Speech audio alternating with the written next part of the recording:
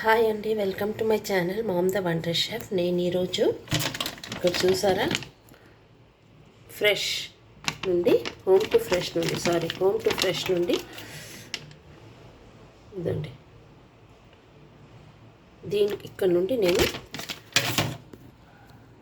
Goat liver మేకది కార్జం అంటారండి దీన్ని.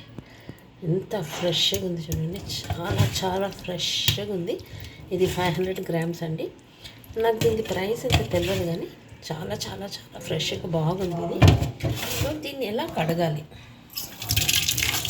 మనము దీన్ని గోట్ లివర్ ఎలా కడగాలి, ఇది బాలింతలకు ఎంతో మంచిదండి. పాలు ముఖ్యంగా పాలు బాగా పడుతుంది బాలింతలకు. సో దీన్ని మనము మెంతికూర వేసి ఫ్రై చేయొచ్చు, మిరియాలు వేసి ఫ్రై చేయొచ్చు, పచ్చి కొబ్బరి గసగసాలు వేసి కూడా ఫ్రై చేయొచ్చు.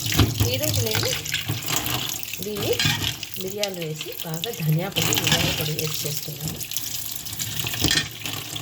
మా ఇంట్లో మా కోడలు ప్రసవించిందండి 2వ నెల మనవడికి. సో నేను ఈరోజు మా కోడలికి చక్కగా పాలు రావాలి కదండి, దానికోసం మా అమ్మ మాకు పెట్టేది ఏది ఇప్పుడు మా కోడలికి పెట్టినాను. ఎంత లేతగా ఉండిపోయింది. హోమ్ టు ఫ్రెష్ నుండి నేను కొన్నాను. ఇక్కడ అన్నీ కూడా నాన్ వెజ్ ఐటమ్స్ చాలా చాలా చాలా బాగుంటుంది. రొయ్యలు కానీ, కీమా కానీ, మటన్ కానీ, చికెన్ లెగ్స్ కానీ అన్నీ కూడా చాలా ఫ్రెష్గా దొరుకుతుంది.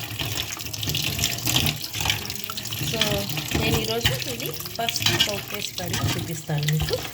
కల్లుప్పు వేయాలి, కల్లుప్పు వేసి కడగాలి.